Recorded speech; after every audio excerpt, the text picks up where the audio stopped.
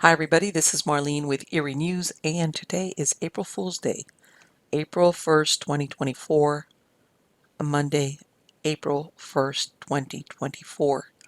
And our first story is a historical mystery, one of my favorites out of Stranger Than Fiction stories, and is titled The Long Island Lothario. A skeleton was discovered on October 17, 1909, in a lonely spot in the woods 2 miles north of Islip, Long Island, by rabbit hunters. There was no flesh on the bones, which gave evidence it had lain there for a long time. They were also charred from a forest fire that occurred in the area months before. The clothing was in pieces, and the leg bones, with the shoes still on, lay about 20 feet away. One of the bones showed signs of having been chewed by some animal. The clothing was a black dress and coat, a man's black silk muffler, which was tied about the neck of the skeleton. The ribs were encased in a black silk corset. The clothing was foreign-made, but of good quality.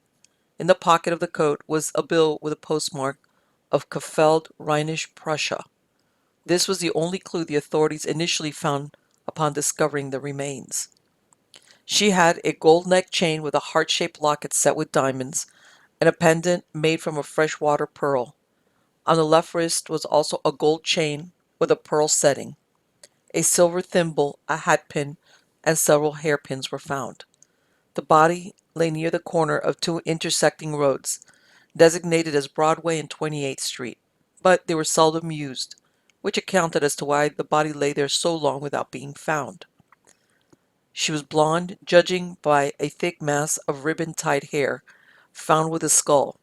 It was still in a bow, leading to the belief she was young. Her teeth had been filled with gold and appeared to have been well cared for. Once the word got out of the discovery, the police received different leads pertaining to women that had gone missing, but as they found out more about the victim, they were able to eliminate them. The coroner, who returned to the scene of where the skeleton was discovered, found a .32 caliber where the skull had lain. A further examination of the remains found a hole under the left ear that might have been made by a bullet.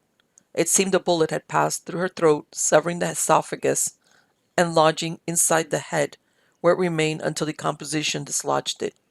This was considered a strange shot, and it was suspected she was shot while in an automobile. No revolver was found at the scene, putting in doubt the theory of suicide. Near the skeleton was found an automobile veil of tan chiffon silk, catch-stitched at the edges. Robbery as a motive was discounted since the jewelry had not been taken, including a gold watch on a fleur-de-lis pin, a snake bracelet of a peculiar design, and a necklace of golden pearls. Inside the case of the watch, the initials AL had been scratched with the date 1893. Coroner Savage confirmed that the clothing she was wearing was expensive, and her black silk corset was made to order and cost $50. Later was determined that Annie Luther was given much of her expensive clothing from the rich women she had worked for through the years. The bones were taken to Daly's morgue, and in the meantime, the German consul general was brought into the case. The bill that was found in her pocket was issued in Krebel, a town of Prussia. There was also a guidebook issued by the Hamburg American Steamship Company. Within a week of the discovery, the Hamburg police cabled information that the victim was probably Anna Latter of Altona, a suburb of Hamburg. Later, the surname was corrected to Luther. The police then started hunting for Otto Mueller, who was said to have married her on February 6, 1908 in Newark, New Jersey. In the months leading up to the wedding, she had been employed as a maid in the home of Isaac Seligman, a New York banker, for 2 years. She was described as a pretty girl who worked as a maid for wealthy families in Denver, Chicago, and New York. Annie Luther had met her future husband at Far Rockaway Beach while she was caring for an invalid there. He introduced himself as an architect and said he owned 12 lots in Jamaica, Long Island, where he planned to build a house. The authorities found a witness to the wedding named Mrs. Henry Werpup.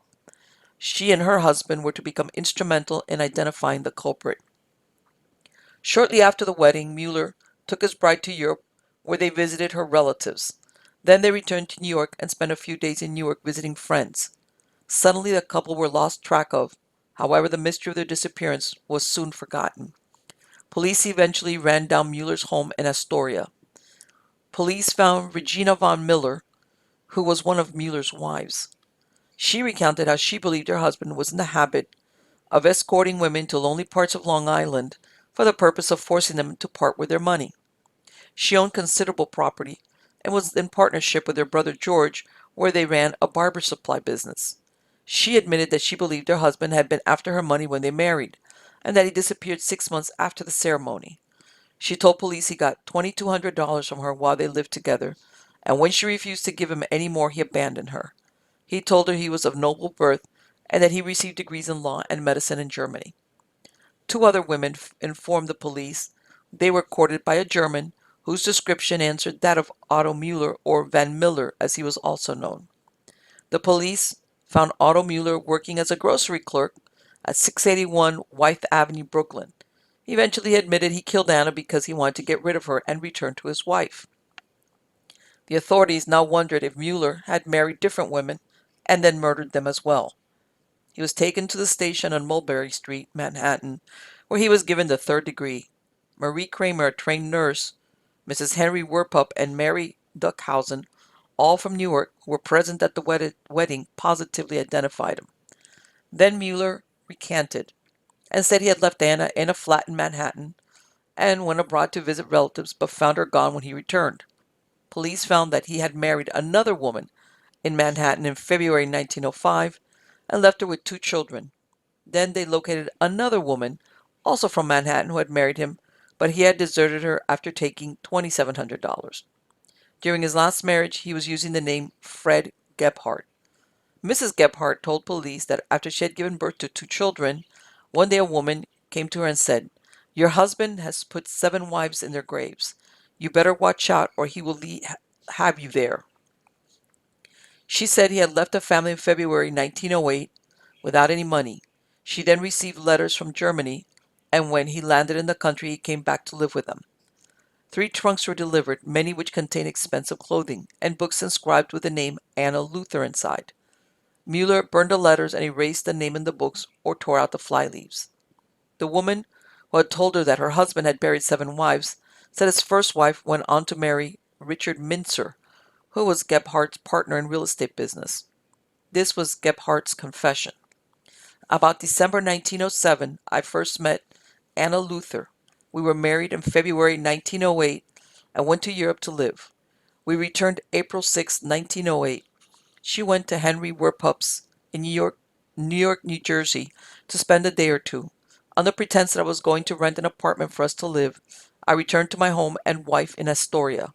I met Anna again on April 1st in Newark, and we went to an address in 34th Street, New York, and then to Jamaica, Long Island, where we stayed until the next day. On April 9th, we went to Bayshore and we walked about and I showed her some property. I got into an argument with her about some money matters, and I turned away and wanted to go back. She followed me screaming and I shot her in the head. I did not look at her and do not remember whether I shot her more than once. Immediately afterwards, I went to the depot and took a train for home. It was dark. On the way home, on the train, I threw the revolver out of the car window. I want to state that I didn't kill Anna Luther for her money, as the newspapers have stated. My original reason for marrying Anna is that I did not care to live with my first wife any longer.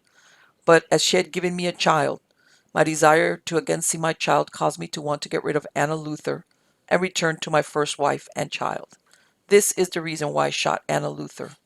And I told her in Bayshore that I was married and had a wife and child and must leave her. She screamed and ran after me and kissed me and wanted me back, and I shot her. This confession is made of my own free will without any hope of recompense being offered to me. Police have been able to find him by tracing 2 police dogs he brought from Germany, but in reality it was a stroke of good luck for the police and bad luck for the fugitive. A newspaper photographer using a flash from photographing the dogs, the flare revealed the pale face of Gebhardt peering from the chinks of an outhouse. He was run down and arrested. In November 1909, Warden Fury of the county jail received an anonymous letter written in German. The letter declared that Gebhardt's real name was Fritz Schäferlein. The writer declared that on September 15, 1895, Schäferling married a woman whose name was not given. He sailed from Germany with her on the steamer Kensington. He got all her money and then deserted her. If this was true or not, it wasn't unproven. Murder was a more serious affair than desertion, and the DA poured their efforts into proving the case against him. By October 1910, Gebhardt was convicted of murdering Anna Luther and was sentenced to death the week of December 5th. On June 12, 1911, after losing his appeals, Frederick Gebhardt was executed at Sing Sing's electric chair. Anna was buried on June 26, 1911 in Oakwood Cemetery. The DA had kept her remains until after Gebhardt's execution. Aside from the undertaker and his assistant, the only other person present at the burial was Henry Werpup. There was no ceremony of any kind. She was buried on her 30th birthday. Originally, her remains were to be cremated and sent to her family in Germany, but they decided to bury her in the United States instead. Mr. Werpup was to keep her belongings until her father could come the following year from Germany to pick them up. So, there you go. And the truth is, at this point, they used this last name that of Gebhardt, but in reality, that might not even have been his real name. And this goes back to this was over 100 years ago, how easy it was, especially if you were coming from another country, to change your name. And it's not like now where everything is tracked. You could. And it's like, and what was his birth name? Nobody, I think, ever really knew what that was. But there you go. Um, he was a psychopath, but he wanted to see his kid. Kind of weird. All right. This next story is out of Stranger Than Fiction Stories, and it's titled The Mirror in Suite 72. Now, again, this is a murder mystery in a way, because what you're and the reason why some of these I think that are so interesting is because even though they happened obviously many many many years ago, these people were still doing what we see nowadays, which is basically doing away with each other's over always the same things: um, money, love, revenge, and in some cases you see where there's not any type of, what's the word I'm looking for? I don't know. There's no, how can I say? There's no horrible, like you did this horrible thing to me, betrayed me, you cheated on me, you took my, all the things people were murdering even back then just for the sake of murdering and of greed, of course.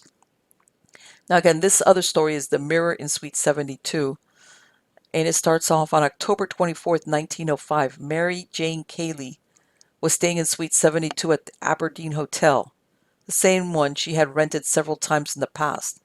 That day, she had already bought her ticket to return by train to her hometown of Cleveland, Ohio. Then, for some unfathomable reason, she shot herself in the temple. Why would a wealthy 21-year-old woman do this?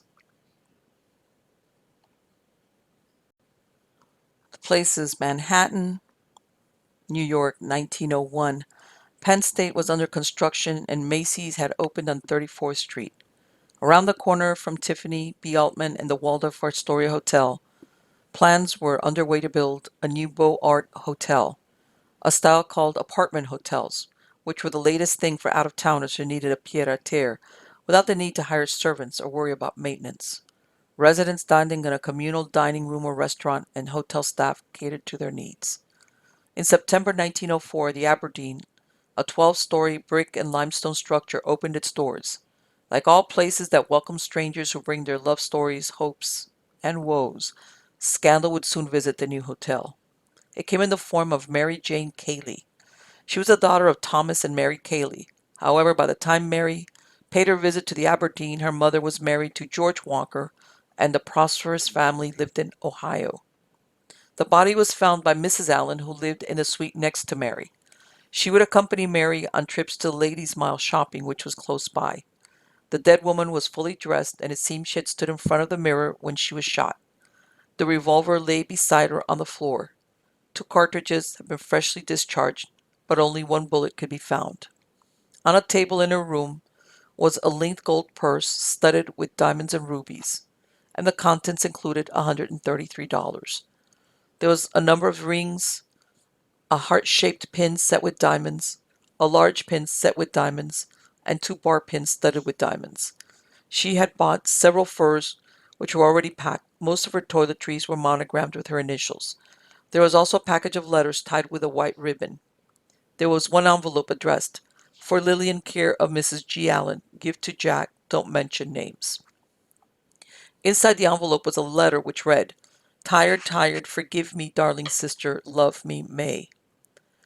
The Lillian referred to on the suicide note was believed to be Lillian Castle, aka Lillian Landys, of Terrytown. Mrs. Allen had met her through Mary, who referred to her as Lillian, my half-sister. Even though Mary Cayley's death appeared to be strictly a suicide, there was enough questions asked that inevitably her dirty laundry was aired, especially when her mother said she was sure there was foul play involved. First, there was some mystery as to how long Mary had been staying at the Aberdeen when she was killed. The authorities were trying to retrace her whereabouts, and it was determined that in the spring of 1905, she spent 2 months at the Hamilton Hotel at West 45th Street. Supposedly, she had returned to Cleveland afterward. However, no one could verify how long she had been staying at the Aberdeen this last time. The management said she had been there no more than 4 days, but at a bureau for nurses in West 21st Street, they stated that a trained nurse had been to a room at the Aberdeen on September 16. In between her active social life, Mary visited her wealthy uncle Nelson, who lived on 32nd Street in New York, and she was a regular attendant at John D. Rockefeller's church. She was no stranger to the city. To add to the gossip, it seemed that Mary Jane Cayley led a sensational life before her death. Since she was 16, she traveled from coast to coast, associating with prominent men of the country, and always had jewels and plenty of money. In New York, she was well acquainted with important men in baseball and sporting circles, where Ralph Pellicer ran a saloon, which might explain how she eventually became his wife. During the Pan American Exposition held in Buffalo in 1901, a reputed marriage occurred between her and Ralph Pellicer. According to Pellicer, it was a result of a bet in which the wife of a prominent Boston rubber man and the sister of a well-known actress who were members of the party propositioned that Pellicer marry Miss Cayley. He said he refused, and at the instigation of other members of the party, a supposed justice of the peace was sent for to perform the ceremony. Pellicer said he never lived with her, and even though they stayed at the Iroquois Hotel for several days, they occupied separate rooms. He said he led a roving life traveling from New York to San Francisco. He denied seeing her again after he left Buffalo, and she made no claim against his name. However, this story later proved to be false, since Mary had visited Youngstown, Ohio twice, and both times met with him. Whether they were truly married or not, they mostly led separate lives. 4 years later, there was another man in Mary Cayley's life. Among her papers, there was a letter addressed to Mary from a man who used the stationery of the New York Athletic Club and signed with the name Jack. Mrs. Allen said that Jack had introduced himself to Mary Cayley one day as they were in the elevator. The love letter was 2 or 3 months old. Jack wrote that his yacht was anchored at the foot of 34th Street on the East River and that he would soon set off for Halifax. He would not be back until September 5th. He apologized for being away so soon. He wrote, quote, "The widows and things you speak of don't exist for me. I am the only single man on board, but the others are grass widowers, temporarily. I love you, pet, more than anything else in the world." End quote. 3 weeks before her death, Mary Cayley had moved into a boarding house owned by Mrs. E.S. Waller at 245 Sibley Street, Cleveland. She planned to train as a nurse at the Lakeside Hospital School. Mrs. Waller said that on October 12th, a well-dressed man who registered at the Colonial Hotel in the city visited with Mary Cayley at her home. He drove a red automobile and was tall and broad-shouldered. The two were together all evening, then he went away. According to Mrs. Waller, the young woman departed the next day. The man was supposed to be a traveling salesman from New York. Mrs. Waller and her two daughters met Mary Cayley at a summer resort at North Madison the summer of 1905. Mrs. Waller said, "She always had plenty of money. I can only think that she was jilted by the man who called on her 10 days ago. Who the man was, I do not know. He was her only caller in the 3 weeks that she was at my house. One of the hotel clerks at the Aberdeen said that on one occasion he asked one of Mary Cayley's male visitors for his full name in order to announce him, and he said, "Mr. McKelvane wants to see Miss Cayley." It was reported that he took a writing nearly every day. Was Jack McKelvane his real name? A check with the New York Athletic Club found no member with that name. The coroner disclosed that a short time before her suicide, Mary Cayley had received a message which had been telephoned to the hotel. It stated that the sender, a man, was sorry but he couldn't see her. The question remained if this is what drove her to take her life. Mrs. Clark believed her daughter was a victim of foul play. A month after Mary's death, she engaged Arthur Sharp, a real estate dealer, to go and reopen the case. He was tasked to obtain the letter her daughter wrote to Jack, which somehow had mysteriously disappeared. She said that her daughter had more money than what was found at the scene of her death. She said, "I can never believe that my daughter took her own life. She had made all preparations to come here to Ohio. Someone murdered her, and I shall not stop until he is punished." She said that Mary expected to marry Jack as soon as she could get a divorce from Frank Pellicer. The separation had taken place because Mary claimed her husband had another favorite, and that she was afraid of the woman for whom Pellicer showed the most love. She said this woman had threatened to kill her. Had Mary lied to her mother about the validity of her marriage? Could that explain why she never took the surname of Pellicer? Nothing further was published about Mary Jane Cayley, not even details about her burial. What came of Arthur Sharp's investigation also remained a mystery. Was it because he didn't find anything? Or perhaps what he found was so damaging it was preferable to leave Mary's cause of death as a suicide? Was she killed because of an inconvenient love affair? Or was robbery the reason? In March 1906, an inventory was made of Mary Cayley's estate. It was appraised at $814.45, made up of money, diamonds, jewelry, and clothing. This is equivalent to $26,000 present day. In 1912, the Aberdeen was sold, and the large suites were broken down into smaller apartments for the use of transient guests. Suite 72, where Mary Cayley died standing in front of a mirror, was no more. So again, did Mary Cayley take her life? Or was there something nefarious going on? And you think about it, this girl sounds like, well, if she's traveling from coast to coast at the age of 16 and keeping company with what sounds like a fast crowd, people, wealthy people with fast crowd, and it seems like this girl, who knows what kind of lifestyle she was leading.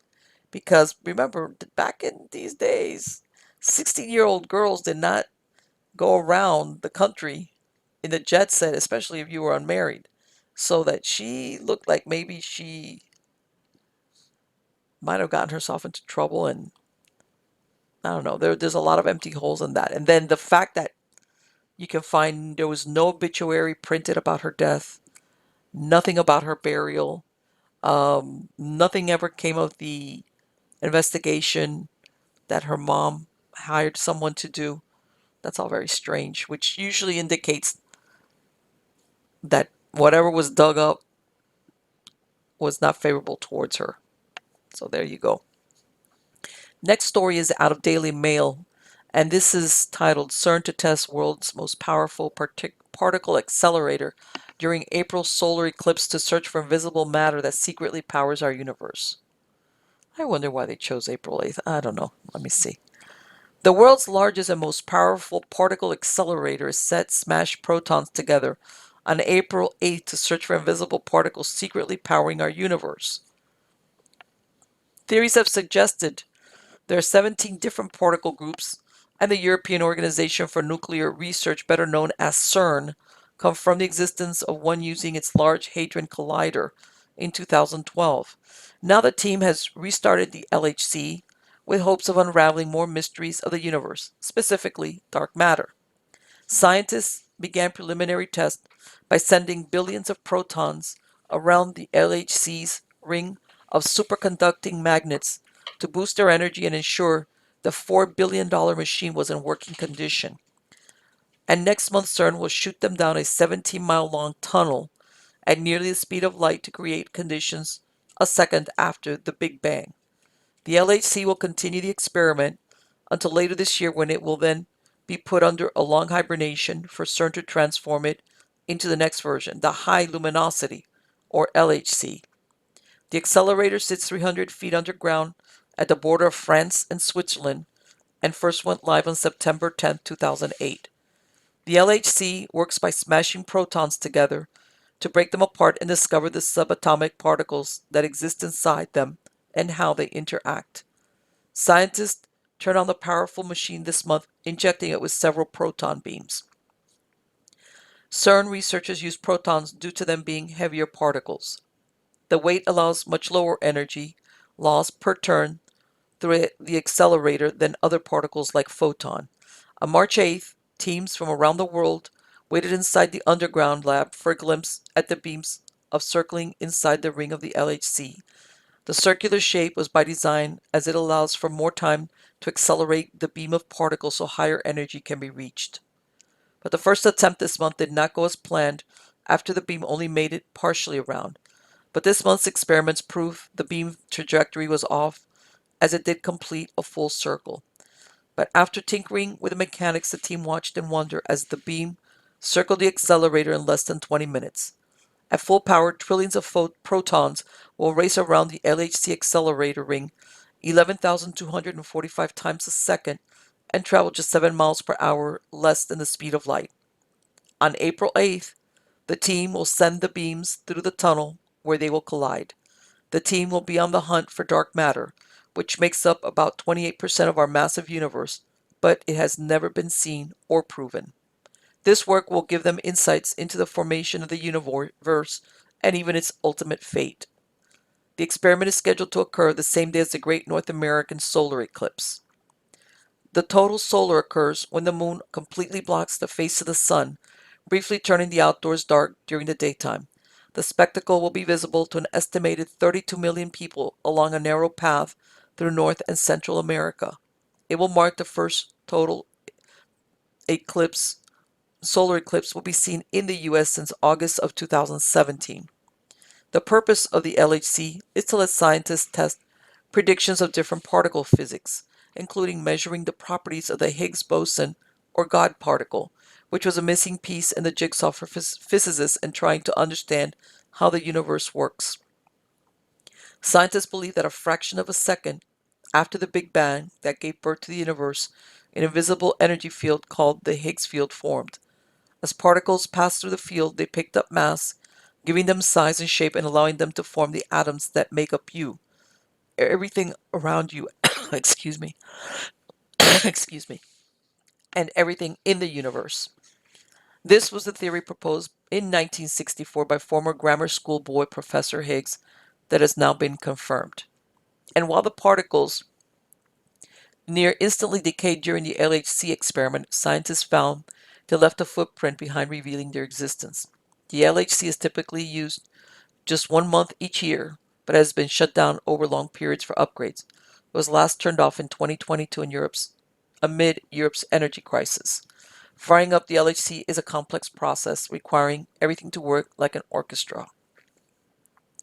Ren Steenbergen, excuse me, in charge of control room operations at CERN in Switzerland, said in 2022, "This comes with a certain sense of tension, nervousness," he explained, adding that a lot can go wrong, including obstructions in the tunnel and issues with magnets. I have a feeling there's more than that can go wrong. I mean, I'm not a physicist, but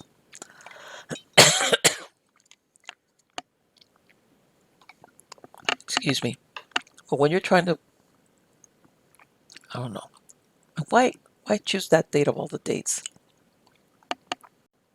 Well, let's go on to our next story. And we're going to go back to Stranger Than Fiction Stories. And this story is titled The Lonely Ghost at St. Michael's Orphanage. And the Belvedere Orphanage in Newfoundland was slated for demolition after it was damaged by fire in April 2017. The question is, what happens to the spirits that are said to haunt this centuries-old orphanage, school and convent when it is repurposed as an apartment building? Newfoundland, Canada. Hugh Alexander Emerson, a politician, built a second Empire-style house in 1826. When Emerson's wife died in the 1840s, he sold it to Bishop Michael Anthony Fleming. The bishop died within its walls, but he is not one of its purported ghosts. This house became part of the group of buildings that would include the Belvedere Orphanage. St. Michael's Convent, which housed the Sisters of Mercy, was converted into a girls' orphanage in 1826. Within 30 years, a new building named the Belvedere Orphanage, also known as St. Michael's Orphanage, was constructed to accept all the foundlings brought to its doors. About 200 girls lived in the orphanage during the 1950s, but the numbers dwindled until they closed in 1969. The building was then used as a schoolhouse, offices, and a home for the local Catholic newspaper. In 1989, allegations of abuse at the orphanage surfaced. One of the girls, now an adult, described how in the 1950s she, along with her older sister, were placed there by her father after her mother died. She was 4 and her sister was 10 years old. The orphanage was their home for the next 8 years. She said she was hit so hard that it raised welts, and she saw nuns slap girls and swing them by their hair. Excuse me. The woman said she had never seen any sexual abuse by the nuns, but she did watch older girls make advances to younger ones. Social workers never visited, and police would return any runaways. She was able to leave when she was 12 to live with her father and her stepmother. She, along with her sister and other prior inmates, sued the Sisters of Mercy in 1996. By 2010, more than 30 women were suing the Congregation of the Sisters of Mercy and the province of Newfoundland. The case was 13 years old then, and many of the nuns had died and memories of those alive were fading. The order abandoned the building in 1999 and it became derelict. For years there were stories about a ghost witness, mostly during the 1970s when it functioned as a school. The one time Sister Michael, who served as the principal for Belvedere Junior High School from 1971 to 1976, when it closed, lived in the convent portion of the building during those years. She described hearing strange sounds she couldn't explain. It was the sound of someone walking, always on the top floor of the building. She never had the courage to investigate. The janitor told her he had doors open after he had closed them. A visit from a paranormal expert with the Memorial University described the ghost as a poltergeist, which are usually connected to teenage girls. On another occasion, 2 women from Argentina stayed at the school.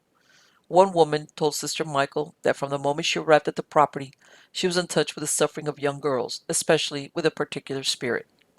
On another occasion, the superintendent arrived at the school to find a secretary in the parking lot waiting for him. She said she refused to be alone in the building after she heard footsteps down the main hallway when no one was there. Behind the convent, there's a single tree known as the shade tree. Curiously placed and super old, is the subject of plenty of folklore, but exactly what that is unknown.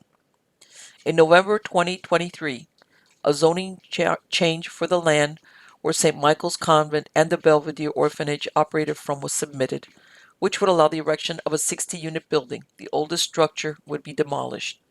The orphanage building was razed after it caught fire in 2017. And 2 questions remain. Who is it that has been heard pacing along the 4th floor corridor? And will she finally be set free, or continue either seeking revenge or redemption in a place that is no more? So yeah, uh, it's very sad to think of some of the things that took place there. Now, this next story, also out of Stranger Than Fiction Stories, is titled The Wicked Stepmother. Mary Hoag's slashed body was found stuffed in a steamer trunk, and the suspect was none other than her stepson. Jacob Hoag, 48, a baggage manager for the Pennsylvania Railroad, told police that his son, Joseph, 21, sat on a steamer trunk while waiting for an expressman to remove it. He thought it was odd, but not as odd as the fact that he couldn't find his wife.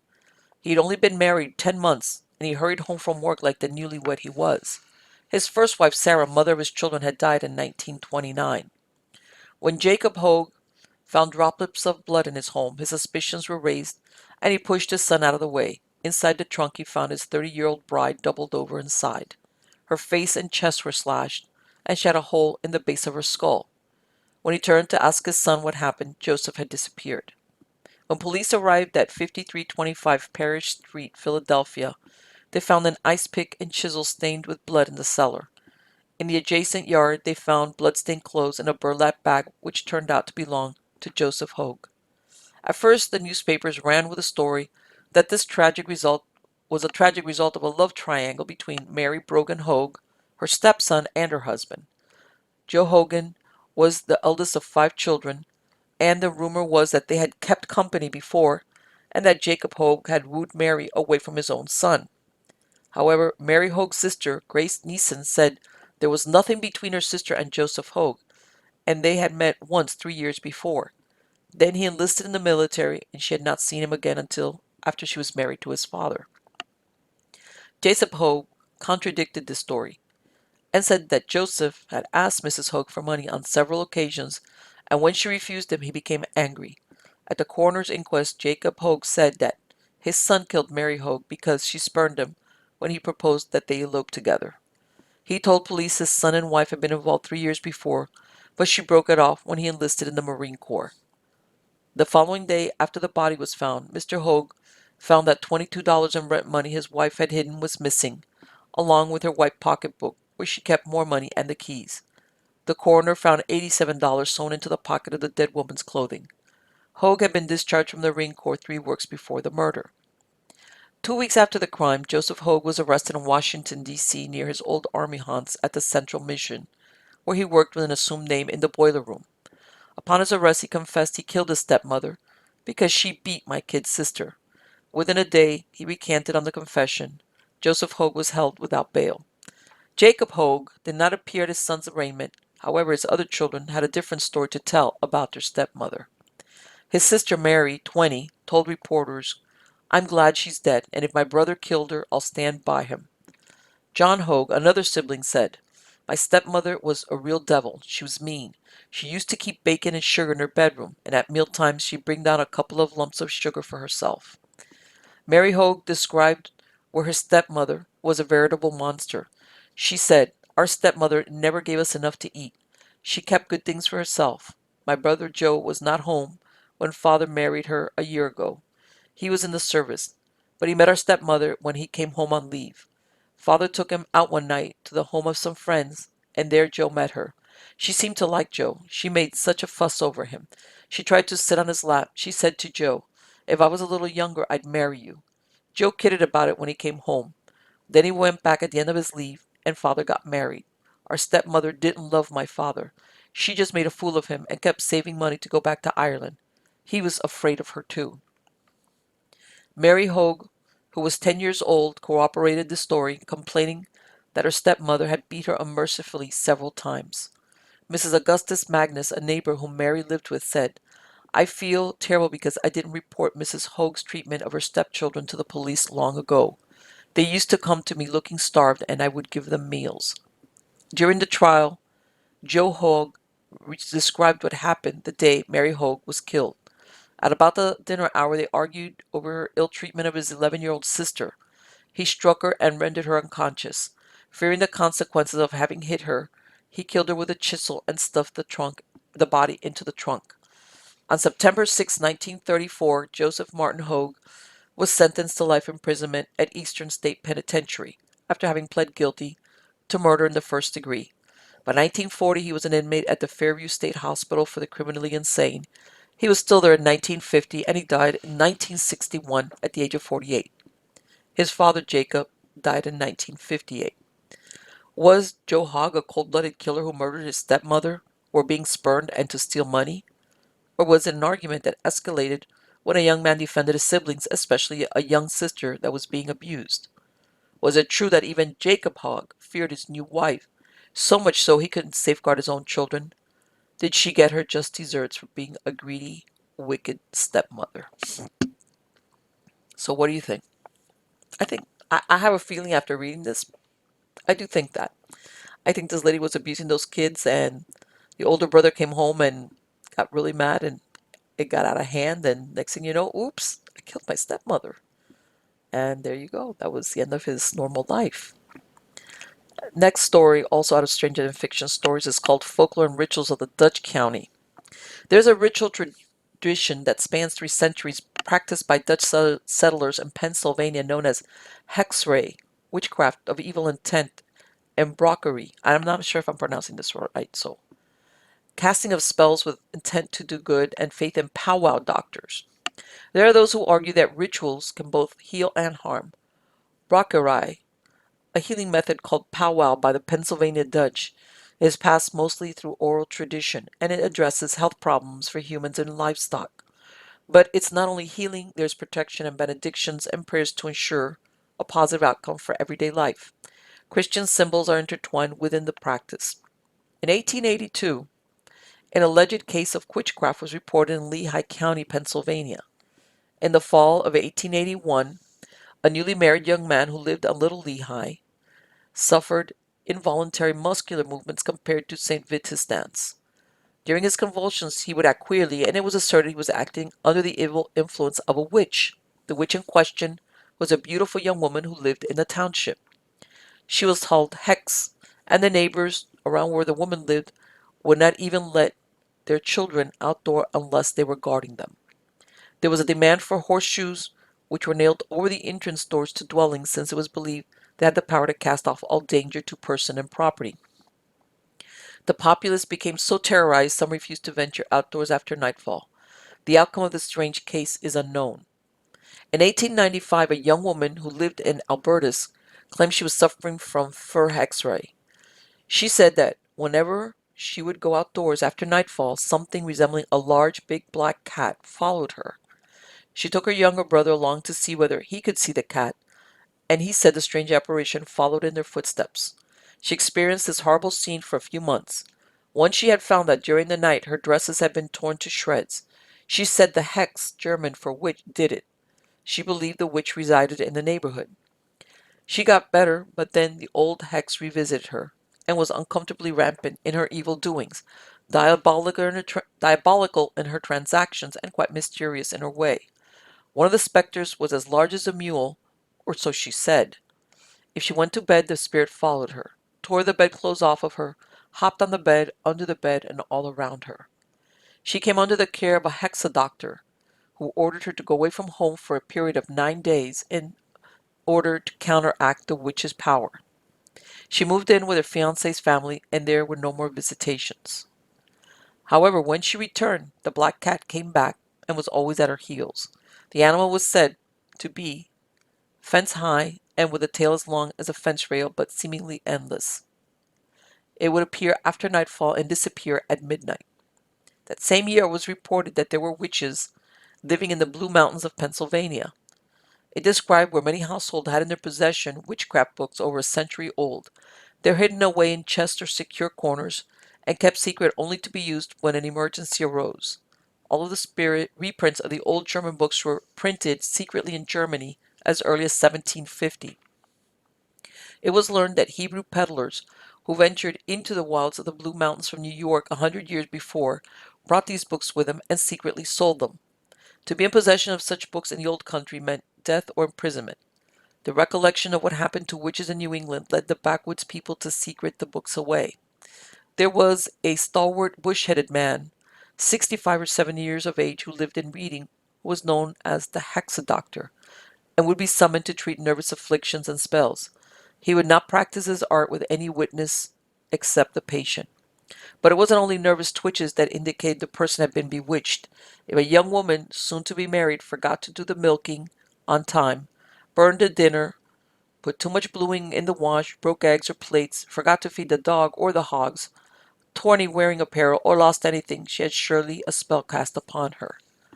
The witch doctor would only be sent for if the case was urgent, and the bewitched person was in danger of going mad. According to the witch doctor, 9 times out of 10, the witch was a neighbor or an old woman. During modern times, many are not familiar with the practice of powwowing, much less believe that it was still in use. In reality, those who still practice it or seek remedies have gone underground for fear of being called crazy or Dutchy.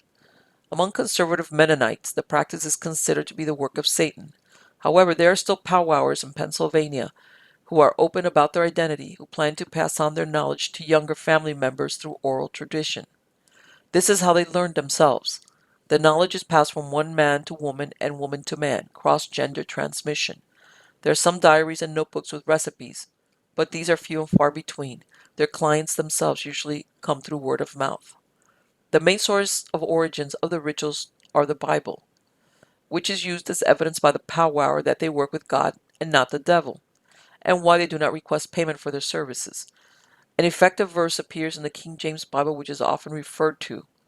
And when I passed by thee and saw thee polluted in thine own blood, I said unto thee, when thou wast in thy blood, live, yea, I said unto thee, when thou wast in thy blood, live. Ezekiel. The next source is The Long Lost Friend, which is in the original German, was written by John George Hohmann in 1919. Hohmann, a German occultist, immigrated in 1802, who borrowed information from the German charm book, Romanus. He also used Magnus's Egyptian secrets. He said possessing the book itself acted as an amulet. Also destroying a copy could be used to lift a hex, which figured in the 1929 murder of powwower Nelson Ray Meyer in York County. Most of these texts are derived from European magical traditions. A problematic text that was used is the 6th and 7th Book of Moses because of its association with black magic and conjuring spirits. It is considered a hex book. There's also the 8th and 9th Books of Moses, which is geared towards ceremonial magic with depictions of circles, seals, incantation, etc., sourced from the Kabbalah, the Key of Solomon, and other ancient texts. The incantations use the mystical names of God, demons, celestial bodies, and archangels with English, Latin, Greek, Hebrew words, and some Egyptian hieroglyphs. A 16-page chapbook was published in 1938 and authored by William Wilson Basel. It is a collection of charms or spells known as sympathies, which refer to events in the life of Jesus. The most important content mentioned by the author was the Himmelsbrief, Holy Fire and Pestilence Letter, to protect from illness and fire. The content was a translation from the work of Dr. G.F. Helfenstein's tried and tested household treasure of sympathy or magical powers and secrets of nature revealed.